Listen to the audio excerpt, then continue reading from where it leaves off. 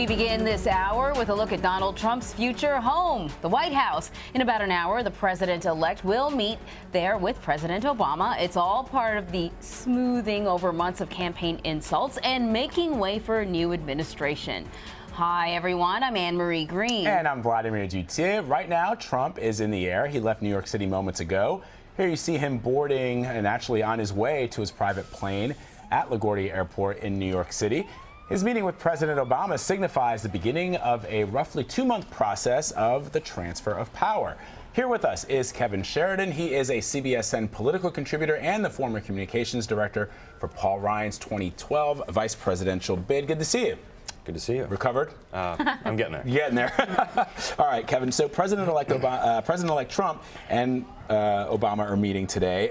It's been a contentious last couple of months. What do you think is going to happen once they sit down and they start talking?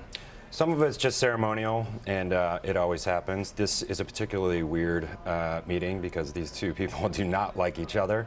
I expect they'll both show some grace, some deference to the office. This is the biggest job in the world, and very few people know what it's like to assume that position. So I think, I think Barack Obama will give him some friendly advice probably, and Donald Trump will just show some grace. I don't know what else they can really discuss today. Are there cameras there, or is it a private meeting? Do you know how these? I believe there's a photo spray, but it's a private meeting. So in a year of extraordinary moments, that would be the most extraordinary moment to see those two in the same room together. The clash of two egos. Yeah, it's fascinating. Another meeting planned for today may be awkward, not as awkward, but a little bit awkward, is Paul Ryan meeting with Pence and Trump today, right? Not awkward at all, but it's not like it's been a smooth relationship. So what, you know him very well. What do you think he would want to get accomplished in this meeting? Well, I think they're going to start framing what his first 100 days look like. I think Paul Ryan already has a very good relationship with the Vice President-elect Pence, right. And they know each other very well. And I think they could start framing what does he want to get accomplished. Nobody really knows. We didn't spend the last month talking about what Donald Trump really wants to do in any great detail. We know he wants to secure the border. We know he may want to do corporate tax reform and trade that for infrastructure spending. So if they want to start talking about that, this would be the time to do it. And they'll continue to. They've already talked at least 3-4 times since he was elected, and I think they're going to start framing out what his first 100 days look like. Right. Kevin, there are clearly some things that Speaker Ryan's agenda that he wants President Trump to address, and there's probably a good sense that they will be able to accomplish that. On the other hand, Donald Trump has said that he wants to impose, for example, congressional term limits. He's talked about draining the swamp, meaning getting rid of some of these career politicians who all they've ever done is hold office. Could we see some clashes there? Yeah, I think the Republican Party is not unified on term limits. There's a lot of thinking that term limits are actually bad because they just encourage people to get in and get out and then go make money, and they just stick around D.C. anyway. So, there's something to be said for people having actual experience.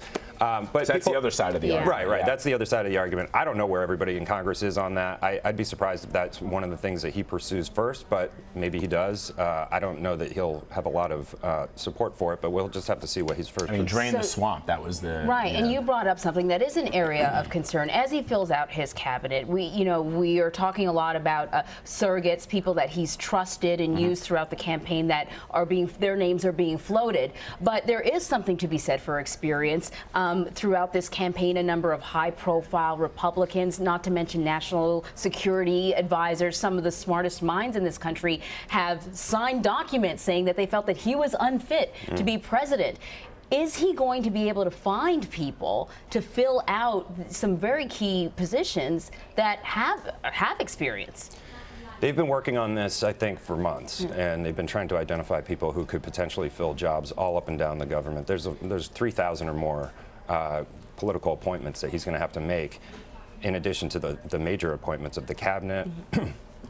And the Supreme Court. So he's got a lot of things to do in the first, in these next 2 months. I think it'll be interesting to see which establishment Republicans will take the call from the president-elect and say, yes, I'll go serve with you, I'll work for you. That will be an interesting development to see who will do it. We've got a unified government now for the first time, a unified Republican Congress. and pretty soon a Supreme Court. And this is just unprecedented that we could actually get things done. So I think some people who have been critical of him in the past may come over and actually serve. Right. That's something we've been talking about. I mean, on one hand, experience counts.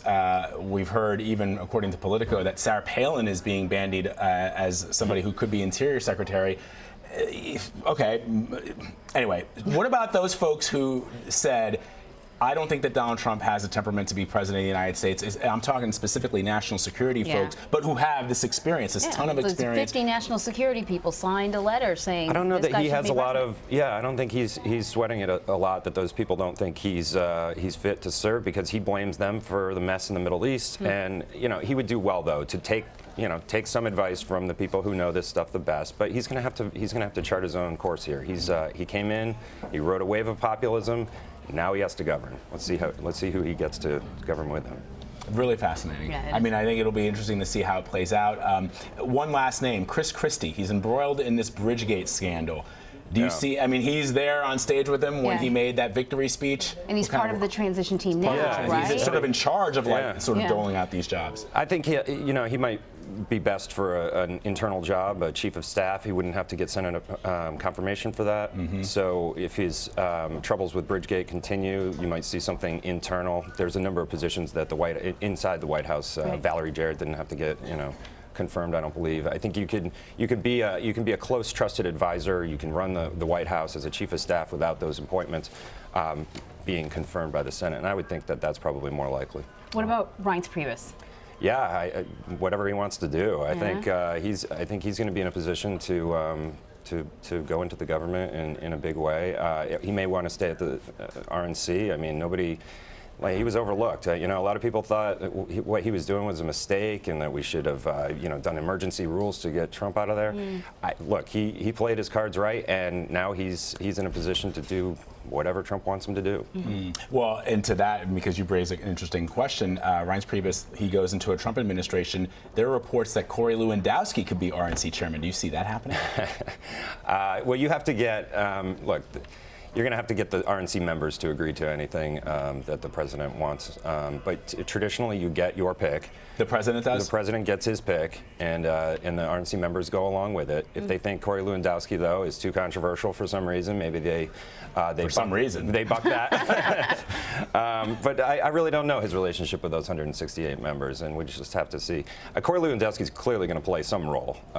He's probably going to be leaving CNN again and going back into whatever administration job he wants. And look, all these guys deserve credit. Nobody thought they could do it.